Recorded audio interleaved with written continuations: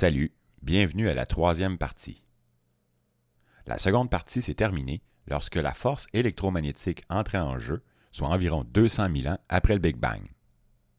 À cet instant, l'univers laissa libre cours à la radiation cosmique du Big Bang qui put se dégrader jusqu'en ondes radio.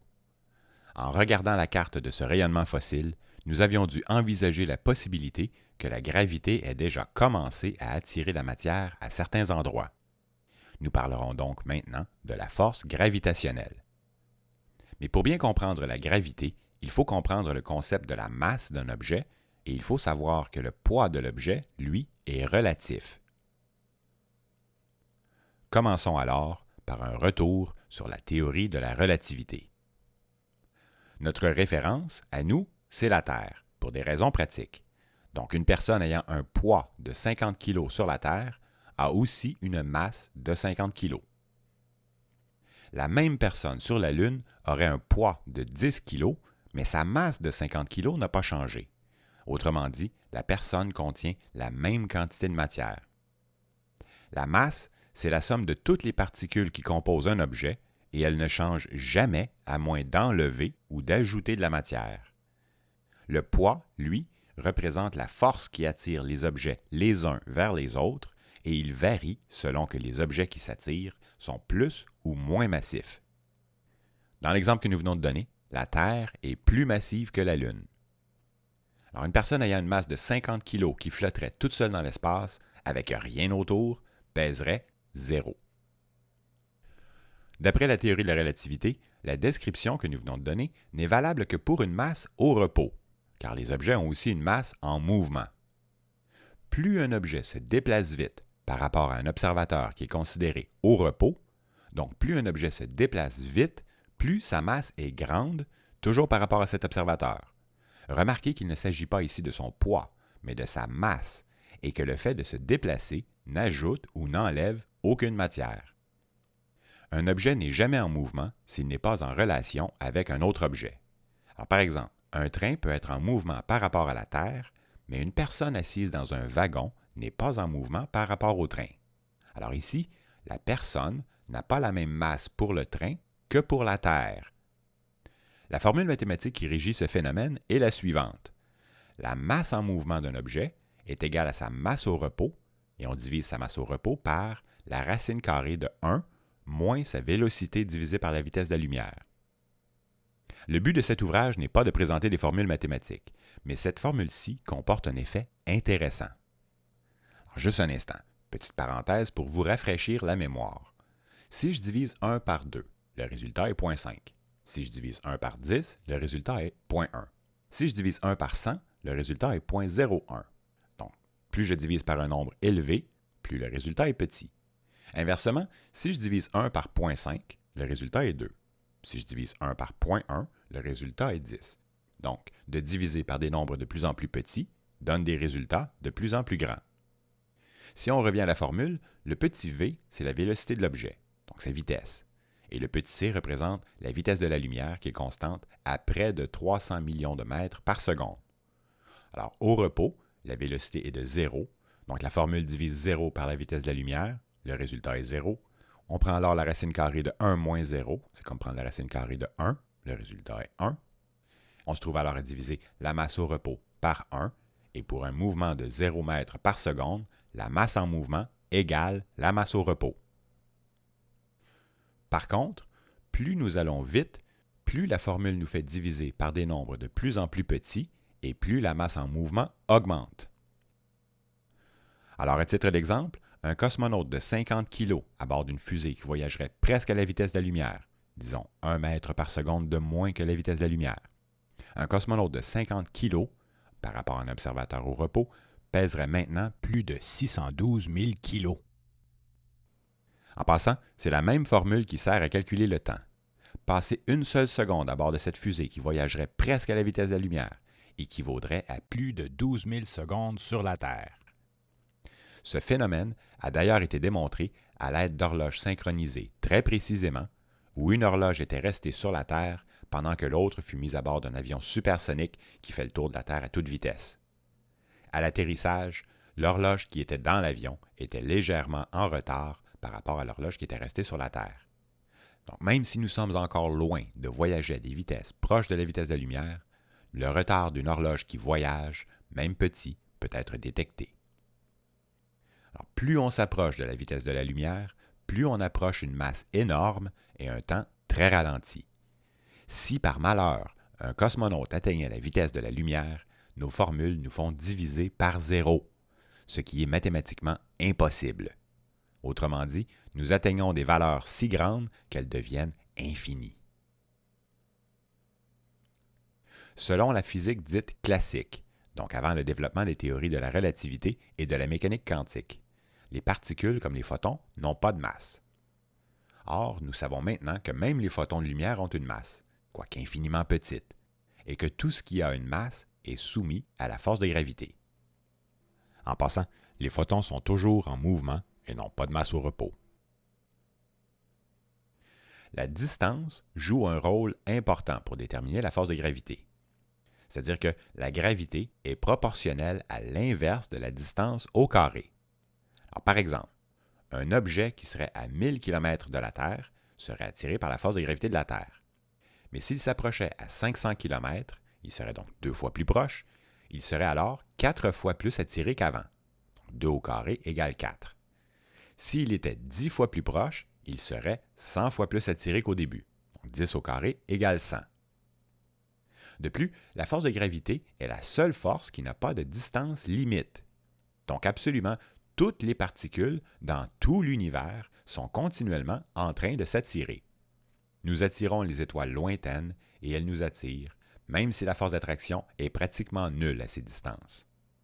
Si l'univers était complètement vide et que deux objets immobiles se trouvaient à des points opposés de l'univers, donc le plus loin possible, ils s'attireraient quand même très lentement, puis progressivement de plus en plus, jusqu'à ce qu'ils entrent en contact. L'autre facteur déterminant pour calculer la force de gravité, c'est la masse. Donc, plus un objet est massif, plus il exerce une grande force d'attraction. Un être humain exerce une force d'attraction sur la Terre, mais la masse d'un être humain est beaucoup moins grande que la masse de la Terre. D'un autre côté, le Soleil est beaucoup plus massif que la Terre, mais heureusement, il est si loin de nous que les humains sont plus attirés par la Terre que par le Soleil. Alors, un être humain qui flotterait dans l'espace à distance égale entre la Terre et le Soleil finirait par tomber vers le Soleil. Notons aussi que puisque tout ce qui a une masse est soumis à la gravité, la matière noire et l'antimatière, qui ont chacune une masse, sont aussi affectés par la gravité. C'est-à-dire qu'il n'y a pas de gravité noire ni d'antigravité. Dans l'univers, les objets les plus massifs que nous connaissons, ce sont les galaxies.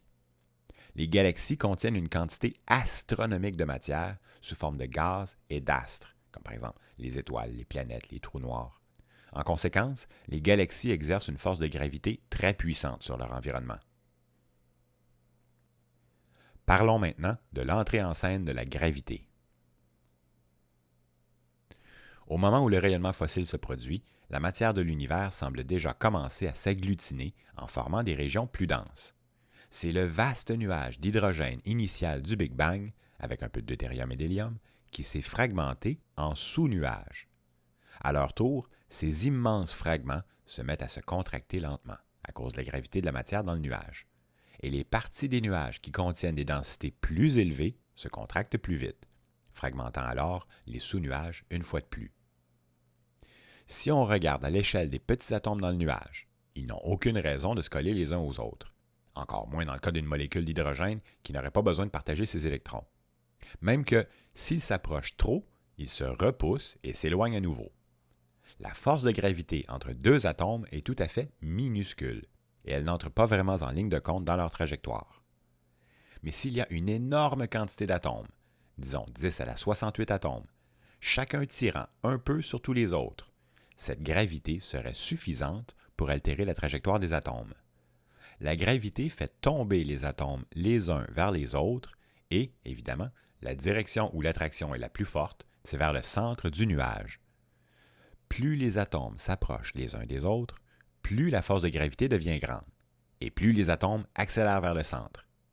Nous appelons énergie potentielle la quantité d'énergie nécessaire pour déplacer un objet soumis à la gravité. Sur la Terre, lorsqu'on laisse tomber une balle sur le sol, la force de gravité de la Terre convertit l'énergie potentielle de la balle en énergie de mouvement. Sauf qu'un nuage qui se contracte peut contrebalancer sa gravité. En se rapprochant les unes des autres, les particules se retrouvent dans un espace de plus en plus petit. Autrement dit, la densité augmente. Donc, les particules augmentent les chances de collision. Et comme pour les boules de billard qui se frappent, l'énergie de mouvement, causée par la gravité dans le nuage, est alors partiellement convertie en chaleur. Le principe est le même lorsqu'on se frotte vigoureusement les mains pour les réchauffer. Alors, cette propriété des nuages qui se réchauffent en se comprimant est bien connue. En se réchauffant, le nuage reprend de l'expansion. Autrement dit, les atomes, avec plus d'énergie, vont plus vite et rebondissent plus loin. Et cela jusqu'à empêcher la gravité de comprimer le nuage encore plus. Il faut alors laisser le temps au nuage de se refroidir pour que la gravité le comprime encore un peu plus et réchauffe le nuage à nouveau, et ainsi de suite. Un autre phénomène vient aussi perturber la contraction des nuages. C'est la rotation. Si on fait la somme de tous les mouvements de toutes les particules dans un nuage, le résultat est rarement zéro. L'ensemble bouge un tout petit peu plus dans une direction que dans l'autre. Or, en se comprimant, cette différence est multipliée. C'est le même principe pour une patineuse artistique qui se mettrait à tourner sur elle-même. Au début, elle s'accroupit et sort une jambe à l'horizontale pour que le cercle de rotation soit le plus large possible, et elle tourne lentement sur elle-même. Puis, en se relevant progressivement, elle ramène ses bras et sa jambe vers elle et elle tourne de plus en plus vite. Si la masse d'un objet qui tourne ne change pas, donc ici la patineuse n'a pas changé de masse, mais que sa dimension diminue, sa vitesse de rotation doit augmenter. Alors, un autre phénomène dû à la rotation, en tournant de plus en plus vite, la matière est de plus en plus projetée le long d'un disque par la force centrifuge, exactement comme la jupe de la patineuse. Selon nos observations, aucune nouvelle galaxie n'est en formation à l'heure actuelle, c'est-à-dire qu'elles se seraient toutes formées peu de temps après le Big Bang, à partir du vaste nuage initial d'hydrogène et d'hélium. Nous aimerions bien y voir uniquement la gravité à l'œuvre, puisque c'est la gravité qui devrait comprimer les nuages, mais la chaleur et la force centrifuge auraient dû faire traîner la compression beaucoup plus longtemps. Un nuage qui formerait une galaxie pourrait mesurer des millions d'années-lumière de diamètre. En passant, une année-lumière, c'est la distance parcourue par un photon de lumière pendant un an. Donc, une année-lumière représente plus de 9400 milliards de kilomètres. Donc, un nuage mesurant plusieurs centaines de millions d'années-lumière de diamètre aurait besoin d'énormément de temps pour se comprimer et se refroidir. À l'heure actuelle, nous sommes encore incapables d'expliquer convenablement une compression aussi rapide des nuages pour former les galaxies. Mais un phénomène simple nous fournit peut-être un indice important pour comprendre ce qui s'est passé. Ce sont les vortex. Quiconque a observé un cours d'eau ou des nuages traversant des pics de roches a pu remarquer les tourbillons qui se forment naturellement. Dans les vastes nuages d'hydrogène et d'hélium, il devait certainement y avoir des régions moins équilibrées, c'est-à-dire là où des perturbations comme des petits tourbillons peuvent se former. Ces tourbillons sont comme des petits processus de compression accélérés où l'énergie de mouvement se convertit très rapidement en chaleur. On retrouve ce même phénomène dans la formation des tornades et des ouragans sur la Terre, c'est-à-dire qu'ils dégagent d'énormes quantités d'énergie très rapidement. Serait-ce possible que ces perturbations aient permis aux vastes nuages de convertir l'énergie potentielle de la gravité en chaleur, amenant ainsi chaque nuage galactique à se refroidir si rapidement? Peut-être que oui et peut-être que non, mais on ne peut rester indifférent en comparant la forme de certaines galaxies avec ce phénomène qui est trop commun dans la nature pour ne pas y être pour quelque chose. Malgré tout, si l'on observe la vitesse de rotation d'une galaxie en spirale comme la nôtre, la matière devrait être en train de s'expulser du disque et non de tournoyer vers le centre. Notre galaxie n'est pas assez massive pour contenir la chaleur du centre ni la rotation du disque. Bon, il y aurait bien plusieurs gigantesques trous noirs au centre de notre galaxie, mais cela semble insuffisant pour expliquer l'effet de la gravité. Ce problème, qualifié de masse manquante des galaxies, est à l'origine des recherches sur la matière noire. Les scientifiques cherchaient la matière qui échappe à nos yeux pour expliquer ce qui tient notre galaxie ensemble. Même si nous ne comprenons pas entièrement le processus qui a formé les galaxies, nous sommes forcés de constater qu'elles sont bien là, peu de temps après le Big Bang. Le vaste nuage d'hydrogène et d'hélium initial, en se contractant, s'est fragmenté en poches de matière dense, c'est-à-dire les galaxies, qui n'ont pas encore fini de se contracter. Certaines régions moins denses forment des gigantesques nuages intergalactiques, tandis que les régions plus denses du nuage ont formé des galaxies rapprochées les unes des autres, que l'on appelle amas de galaxies. Mais n'oublions pas que le nuage d'hydrogène et d'hélium initial provient du Big Bang et qu'il consiste en la matière en expansion. En se formant, les galaxies ont attiré la matière d'une petite partie du nuage dans un endroit restreint, pendant que partout autour de chaque galaxie, les autres galaxies s'éloignent à toute vitesse. Toutes les galaxies s'éloignent les unes des autres, à l'exception bien sûr de celles qui sont suffisamment rapprochées pour s'attirer les unes vers les autres en se combinant en galaxies géantes. Sur la Terre, nous ne ressentons pas les effets de l'expansion à cause de la force de gravité de la Terre, mais le système solaire fait partie de notre galaxie, la Voie lactée, qui fait partie d'un petit amas qui, lui, s'éloigne à toute vitesse de tout le reste. À l'échelle de l'univers, les galaxies sont minuscules. Le super-amas de la Vierge contient environ 1000 galaxies, dont la nôtre. À cette échelle, la matière dans l'univers semble filamenteuse, avec des poches de matière concentrées, tandis qu'ailleurs, l'univers est essentiellement vide. Malgré l'immensité des nuages, la matière d'une galaxie est insuffisante pour expliquer leur compression rapide. La matière noire, à gravitation faible, serait la masse manquante à la base de la structure des galaxies et de l'univers. Alors rappelez-vous, demandez à un physicien « Qu'est-ce que la matière noire ?» et il vous répondra à quoi elle sert. Alors, pour le moment, certains parlent de neutralinos, qu'il ne faut pas confondre avec les neutrinos. Les neutralinos représenteraient environ 18 % de la matière, alors que d'autres parlent de l'action qui nous échappe encore totalement. À l'intérieur du superamas de la Vierge, notre Voie lactée fait partie d'un petit amas local d'une vingtaine de galaxies voisines. Depuis quelques années, nos observations ont démontré que, sans être une géante, notre galaxie est néanmoins assez massive pour avoir réussi à absorber une petite voisine qui est passée trop près de nous. Elle serait en dessous des bras d'étoiles. Et nous serions même en train d'en attirer une autre. Alors, les galaxies sont très diversifiées. Il y en a en forme de spirale, qui compose environ 70 % des galaxies observées. D'autres sont elliptiques, pour à peu près 25 %, et le reste, 5 %, sont si variés que nous les appelons tout simplement galaxies irrégulières. Pendant plusieurs années, les scientifiques ont tenté de placer ces galaxies dans une sorte d'évolution où les jeunes boules seraient en train de s'aplatir en disques, mais il semble que ce ne soit pas le cas. Le simple fait que tous les types de galaxies observées contiennent des vieilles et des jeunes étoiles implique qu'elles n'évoluent pas d'un type à l'autre. Puisqu'à l'échelle de nos vies, les galaxies évoluent extrêmement lentement, nous ne pouvons pas observer directement leur évolution, et nous devons nous résoudre à comparer les jeunes galaxies, donc les galaxies lointaines, avec les vieilles galaxies, c'est-à-dire nos proches voisines. Depuis la théorie de la relativité, nous savons que la vitesse de la lumière est constante à 300 000 km par seconde. Bon, les observations récentes semblent dire que la vitesse de la lumière n'est pas si constante, mais pour les besoins de notre exemple, disons que la vitesse de la lumière voyage toujours à 300 000 km par seconde.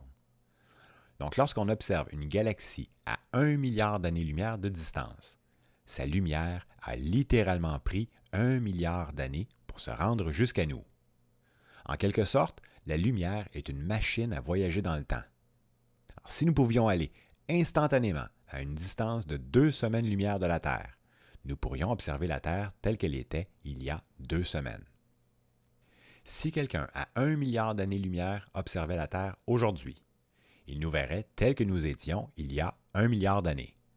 Et s'il avait vraiment de très bons yeux, la seule forme de vie qu'il verrait sur la Terre serait une cellule simple. Les voisines de notre galaxie sont vieilles parce qu'elles sont proches, tandis que nous voyons les galaxies lointaines telles qu'elles étaient il y a très longtemps, autrement dit, lorsqu'elles étaient jeunes. En passant, la lumière émise par notre Soleil prend environ 8 minutes avant d'atteindre la Terre.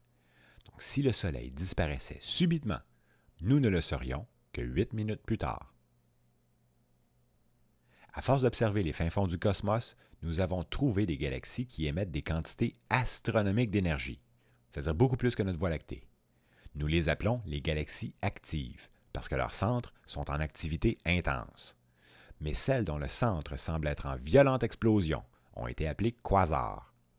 Il n'est pas impossible que les quasars et que les autres galaxies actives soient en fait de jeunes galaxies dont le centre est encore en ébullition. Une fois l'activité au centre apaisée, elle n'émettrait plus qu'une faible radiation comme notre Voie lactée. Il pourrait arriver cependant que l'activité au centre se réactive lorsque deux galaxies se fusionnent. Essentiellement, les galaxies ne sont que de vastes nuages de gaz parsemés ici et là d'étoiles, de trous noirs et de roches froides. L'étoile voisine la plus proche de notre Soleil est Proxima Centaure, et elle est située à 4,22 années-lumière de nous. Il faudrait donc un peu plus de 4 ans pour s'y rendre si on voyageait à la vitesse de la lumière. Cette distance est énorme. En moyenne, les étoiles sont à 5 années-lumière les unes des autres, ce qui représente des dizaines de milliers de milliards de kilomètres d'espace vide entre chaque petite boule de matière dense. Comparé au vide de l'espace intergalactique, les galaxies semblent denses, mais à l'intérieur, les objets solides sont très distancés les uns des autres. Lorsque deux galaxies entrent en collision, il est en fait excessivement rare que les étoiles se touchent physiquement. Notons toutefois que si deux étoiles entraient en collision, elles exploseraient violemment.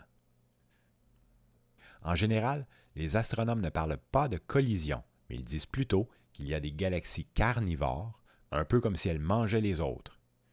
Lorsqu'une galaxie moins massive passe au travers d'une plus massive, elle se fait voler son gaz ambiant et une partie de ses objets denses. Par contre, le passage enclenche un incroyable jeu de gravité qui perturbe les nuages de gaz des deux galaxies et entraîne une formation rapide de nouvelles étoiles. Parlons maintenant de l'expansion des galaxies. Nos observations des autres galaxies sont récentes et nous avons encore beaucoup à apprendre sur elles. Une des premières choses qu'elles nous ont apprises est qu'elles s'éloignent de nous. L'expérience qui nous permet de le conclure est relativement simple. La lumière dégagée par une galaxie vient des nombreuses étoiles qui l'habitent. Et ces étoiles sont composées de la même matière que notre propre Soleil, c'est-à-dire principalement de l'hydrogène.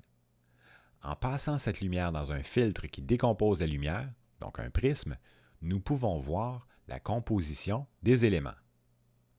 En effet, grâce à la mécanique quantique, nous savons que les électrons qui tournent autour de l'hydrogène absorbent toujours de l'énergie aux mêmes fréquences.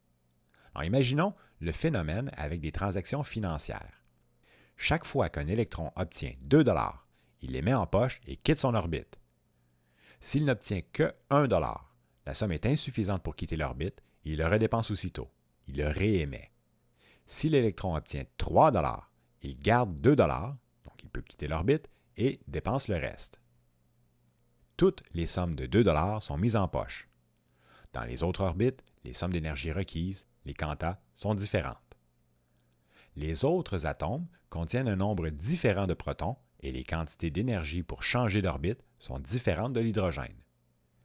La lumière résultante donne une sorte de code-barre, ou une sorte de signature si on veut, qui permet alors d'identifier les éléments connus à l'intérieur d'étoiles distantes.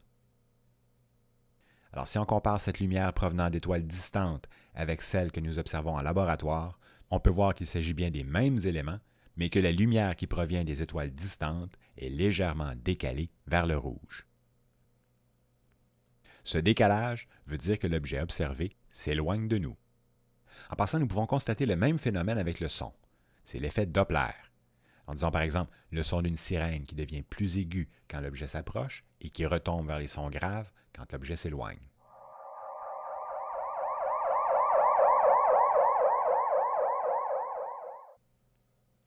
Dans l'univers, plus les galaxies sont loin de nous, plus elles s'éloignent vite, car leurs codes-barres sont plus décalés vers le rouge. En fait, la corrélation entre la distance et la vitesse des galaxies est si frappante que la découverte de Hubble lui a valu de pouvoir donner son nom à cette constante. que nous basons sur nos observations des galaxies environnantes et que nous avons eu à ajuster plusieurs fois depuis 70 ans. Mais la relation est là, et si l'on pouvait jouer le film de l'univers à l'envers, nous verrions toutes les galaxies s'approcher les unes des autres. Les galaxies les plus lointaines s'approcheraient alors très rapidement de nous et tout finirait par converger ensemble entre 12 et 15 milliards d'années. Selon les derniers calculs, l'expansion de l'univers serait en train de s'accélérer. En mécanique quantique, même le vide possède une énergie, et celle-ci pourrait être à l'origine de l'expansion. De son côté, l'énergie sombre serait insuffisante et cette expansion accélérée semble même si troublante pour certains chercheurs qu'ils commencent à vouloir inventer un nouveau type de matière. Présentement, il y a les baryons, les photons, les neutrinos et la matière noire. L'expansion serait alors due à l'inflaton qui, lors du Big Bang, aurait multiplié la taille de l'univers par 10 à la puissance 40 en moins de 10 à la moins 35 secondes. Si les chiffres présentés sont ambitieux, c'est parce que les photons sont beaucoup trop lents pour être la force de poussée qui disperse la matière et l'énergie de l'univers. Les photons ne disperseraient l'énergie qu'à l'intérieur de l'univers. En résumé, le rayonnement fossile semble indiquer que la gravité entre en jeu assez tôt dans l'histoire de notre univers. Nous avons vu que la gravité s'opère sur la masse des objets et qu'elle est relative aux autres objets. En relativité, même si on n'ajoute aucune matière, la masse d'un objet peut augmenter si celui-ci est en mouvement par rapport à un autre. En ce qui concerne le nuage initial d'hydrogène et d'hélium issu du Big Bang, la gravité aurait formé des poches de matière dense, mais la chaleur et la rotation auraient dû faire étirer ce processus beaucoup plus longtemps. Pour le moment, nous comprenons mal la formation des galaxies et nous cherchons encore du côté des vortex, de la matière noire et autres astuces mathématiques pour tenter de faire coller la théorie à nos observations. Bref, nous avons encore beaucoup à apprendre sur les galaxies. Nous savons que les galaxies se sont formées très tôt dans l'histoire de notre univers. Et tandis que le décalage vers le rouge de la lumière des galaxies vient confirmer leur expansion, à l'intérieur des galaxies, la matière continue de se comprimer lentement en morcelant le nuage et en formant les étoiles.